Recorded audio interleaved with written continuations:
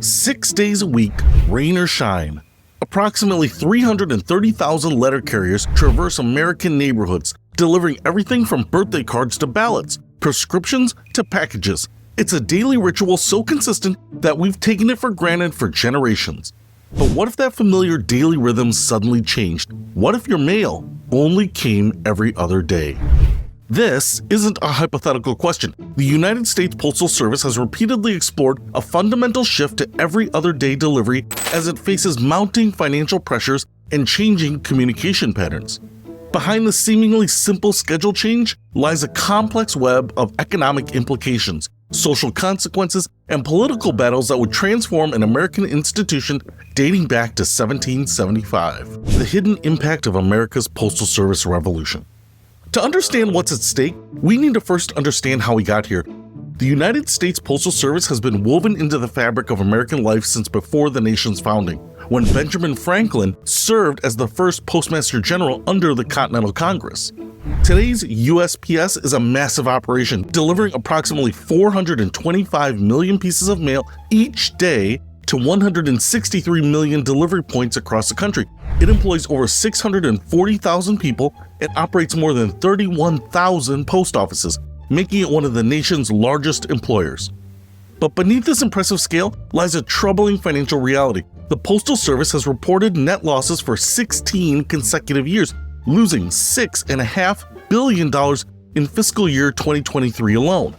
First-class mail volume, along with service's primary revenue source, has plummeted by over 45% since its peak in 2001 as Americans increasingly communicate digitally. Meanwhile, the USPS faces unique financial constraints. Unlike other federal agencies, it receives no taxpayer funding for operating expenses, relying instead on the sale of postage and services. Yet Congress still determines many aspects of its operations, from delivery frequency to pricing. Most critically, a 2006 law required the Postal Service to pre-fund retiree health benefits 75 years into the future, an extraordinary requirement not imposed on any other public or private entity. This mandate alone cost the USPS over $5 billion annually for a decade, though the legislation in 2022 finally relieved some of this burden.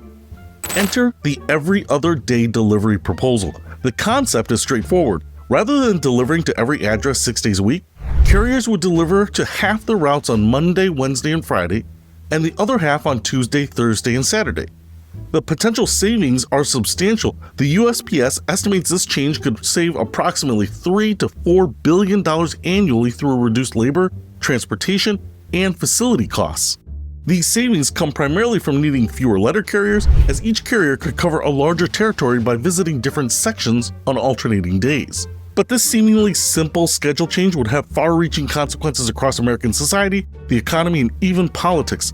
Let's examine what would really happen if mail delivery shifted to every other day. Perhaps nowhere would feel the change more acutely than rural America. While digital alternatives exist for many urban and suburban residents, approximately 42 million Americans lack broadband internet access, concentrated heavily in rural communities. For these Americans, mail remains a critical lifeline, not just for communication, but for commerce, healthcare, and financial services. Rural letter carriers often serve as unofficial community touchpoints, checking on elderly residents and providing a crucial connection to the outside world. Ann Johnson, a postmaster in rural Montana, explained it in this way. In communities like ours, the mail carrier might be the only person some residents see for days. When someone doesn't collect their mail, we notice. I can't count how many times we've alerted authorities to check on someone who might need help. One of the most significant impacts would be on medication delivery. The Department of Veteran Affairs alone ships approximately 80% of its outpatient prescriptions by mail, around 120 million prescriptions annually. Medicare beneficiaries and others with chronic conditions similarly rely on mail order prescriptions. With every other day delivery, someone expecting a time-sensitive medication might wait an additional day for their prescription to arrive. For most, this would be an inconvenience, but for others with critical medical needs, it could have serious consequences. Small businesses would face another set of challenges. Despite the rise of electronic payments, many small businesses still rely heavily on the mail for sending invoices and receiving payments.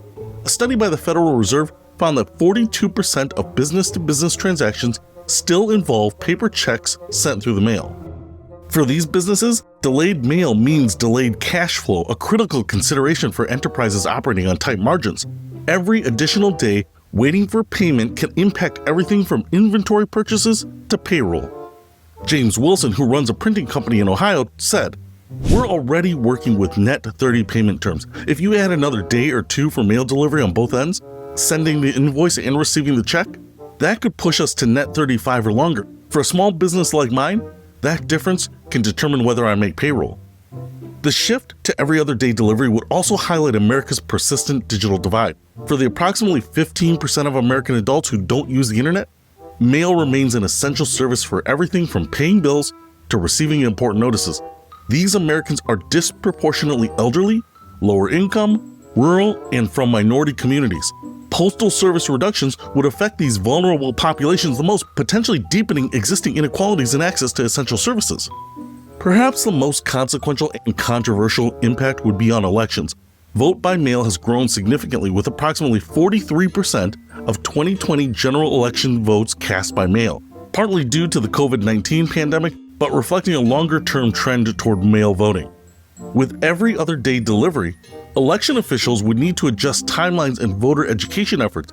Voters would need to mail ballots earlier to ensure on-time arrival, and states might need to extend the period during which they accept and count mail ballots. The political implications are significant enough that postal delivery schedules have become entangled in partisan debates. Both Democratic and Republican lawmakers have expressed concerns about changes that might affect their constituents' voting access, though they often disagree about solutions. For the Postal Service workforce, the change would be seismic. The USPS is one of the nation's largest employers of veterans, with nearly 100,000 veteran employees.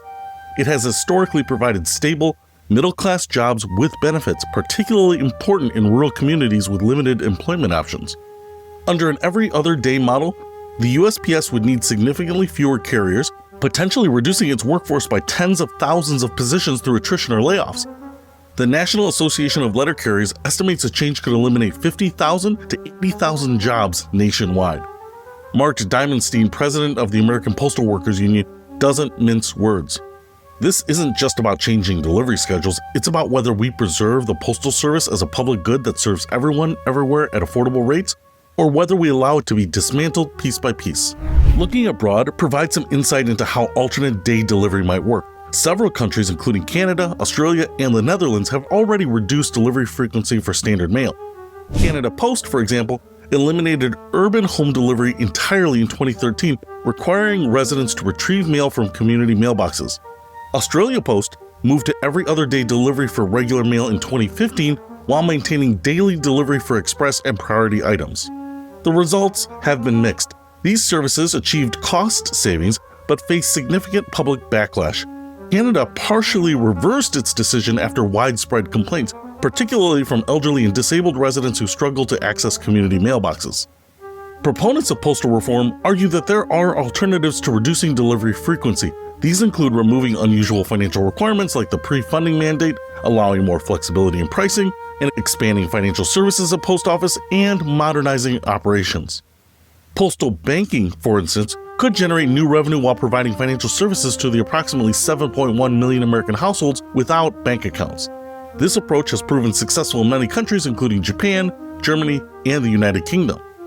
Technological modernization represents another path forward. While the USPS has invested in automation, many of its facilities still use equipment dating back decades. More advanced sorting technology could reduce labor costs while maintaining delivery frequency. One of the most interesting aspects of this debate is what delivery frequency change would mean for packages, the one bright spot in the Postal Service's business model. While letter volume has declined precipitously, package delivery has surged, especially since the pandemic accelerated e-commerce adoption. Under most proposals, package delivery would continue daily even if letter mail shifted to every other day delivery. This creates a logistical paradox. Carriers would still travel most routes daily for packages, potentially undermining the cost savings of reduced letter delivery.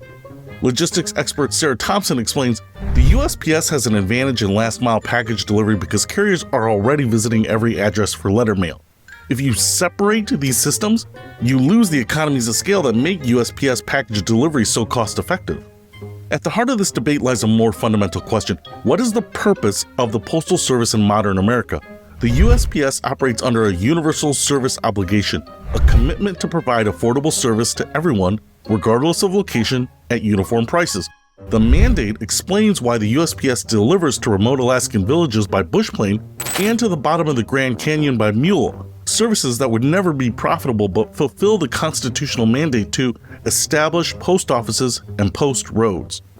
The debate over delivery frequency thus becomes a debate about values. Is the Postal Service primarily a business that should operate profitably? Or is it a public service that provides an essential function regardless of cost effectiveness? Public reaction to proposed delivery changes has been decidedly mixed.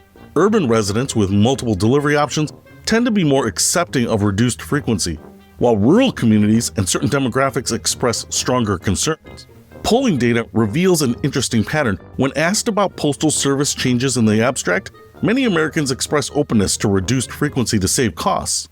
But when presented with specific impacts, delayed medications, slower bill payments, effects on small business, support drops significantly. A particularly revealing statistic, about 91% of Americans view the Postal Service favorably, the highest rating of any federal agency. This reservoir of goodwill creates both opportunities and challenges for implementing controversial changes. Given these complexities, it's unsurprising that postal reform has become a political battlefield. Efforts to change delivery frequency have been proposed by both Republican and Democratic administrations, though with different emphasis and concerns. The debate intensified in 2020 when Postmaster General Louis DeJoy implemented operational changes that slowed mail delivery ahead of an election with unprecedented mail-in voting. While DeJoy insisted the changes were necessary operational improvements, the timing created a political firestorm. This discussion highlighted how changes to postal operations, even seemingly technical ones, can quickly become flashpoints into broader political battles about voting access, government services, and partisan advantage. What then would a shift to every other day delivery really mean for America? The answer varies dramatically depending on who and where you are. Beyond these individual impacts lies a deeper question about what kind of society we want to build. Do we value universal access to communication as a public good worth subsidizing? Or should market forces determine who receives what services and at what price? The debate over postal delivery frequency isn't really about how often the mail comes. It's about equality of access, the role of government in providing essential services, and the future of work in a changing economy, and even the nature of democracy itself. Despite the fact that the system has connected Americans for nearly 250 years, should we consider a seemingly simple change that could in reality transform the entire institution? As times change, the conversations should continue.